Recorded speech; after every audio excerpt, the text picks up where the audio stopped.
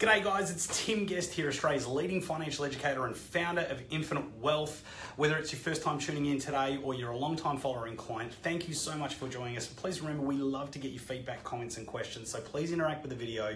And of course, if you get value out of what you see here today, we would just love if you would share that with your friends and family. It's all we ask, all right? So today we're here to talk about step 5 of the boot camp for your bank account. Now actually, just kind of review, if you haven't seen the previous steps, please go and check them out. We've been getting inundated with emails and messages from people who are absolutely just loving the series so far. In fact, we had a woman last week that sent me an email that said after following step number 4, she's discovered she's got $5,000 laying around the house that she didn't even know that she had. So if you're not sure what I'm talking about, go back out and check out the previous video and you can see exactly what I'm talking about. But today what we're going to be talking about primarily is debt, and how fundamentally most people's conversations around debt is that you should pay it off, right? You should get rid of it as quickly as you can. A lot of people, often when we meet them, we start talking to them about what steps are going to be right for them. Sometimes the perspective that they have is that they should be focusing all their resources and efforts into paying off maybe their current credit card debt, car loans, personal loans, that kind of stuff, okay?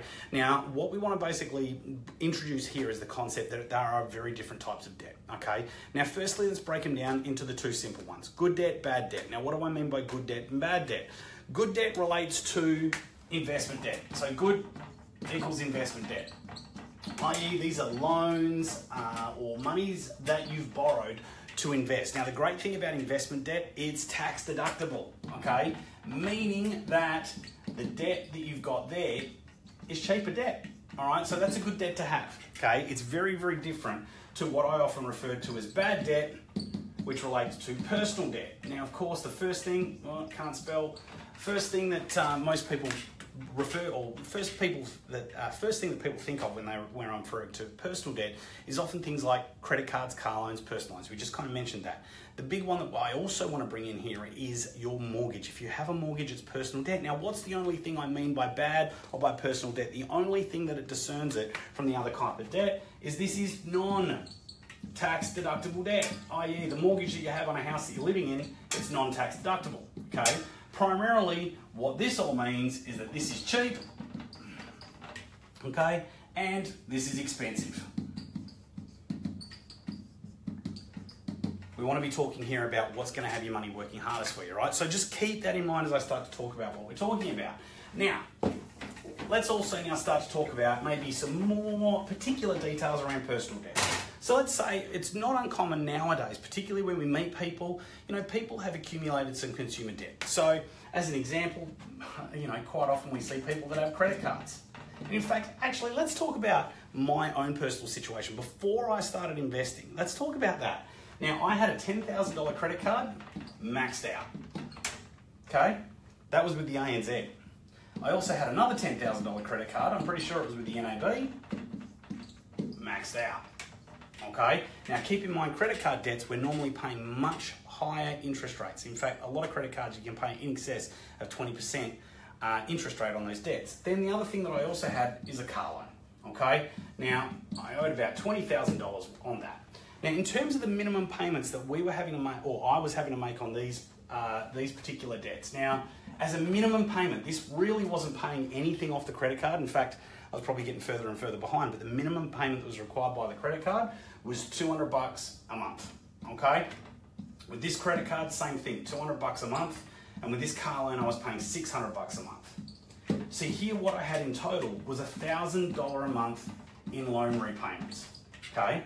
Now, a lot of the time, like I said, people can't see that bottom, it's $1,000, add it all up. But a lot of the time when we meet people and they're like, man, finally I'm gonna get my money sorted out, okay? I'm gonna, start paying myself first, start saving, maybe you'll even put your structure in place like we were talking about, I think in step number 2, okay? But what they're gonna wanna do is focus all their efforts and resources into paying off this debt. Not necessarily for everyone, but that may not be the best thing for you to do. Let me tell you why, okay? In terms of $1,000 a month, one of the things that we could do is we could look at consolidating all this debt into one lower interest rated debt. Now, we could talk about maybe a personal loan here. Okay, so let's say we're going to get rid of all this debt here. Keep in mind that we have $40,000 worth of debt. Maybe what we're able to do is consolidate that into a smaller personal loan and maybe keep that personal loan payments down to $600 a month. What that has done is now freed up $400 a month of money that you could now actually start to think about where you're going to have this money working hardest for you. Now, keep in mind when we do this, if you're going to refinance this $40,000 worth of debt, that might get refinanced over a 5 or maybe even a 7-year personal loan. The important thing to remember is by doing that, by refinancing that debt and then putting it out over a longer period, you're going to end up paying more interest on that particular debt. Now, immediately, most people's thoughts behind this is that that is a bad idea. Okay, you're going to end up paying more interest. What must come into play here though is what are you going to do with your extra $400 a month? Okay, as an example, that might free up cash flow to enable you, for many people, maybe to go and buy their first home. Okay, it may also free up money in your situation where you could even utilize that to pay off other debts that you may have on higher interest rates, or even $400 a month. Look, you might even be able to buy an investment property with that. So providing you're utilizing this principle to free up funds, which could then be used. And one of the things that we talk about in our one-day intensive training program is there's actually how you can do this kind of structure to enable you to free up cash flow and then to pay off the personal form of debt, the bad debt in terms of your mortgage, pay a mortgage off in a much quicker period of time, okay? However, you've got to keep in mind, this isn't for everyone. All right, and if you're not able to actually determine the numbers on your own, then I highly recommend that you sit down and talk to probably someone like a financial advisor or a finance broker about whether a strategy like this is actually going to be what's best for you.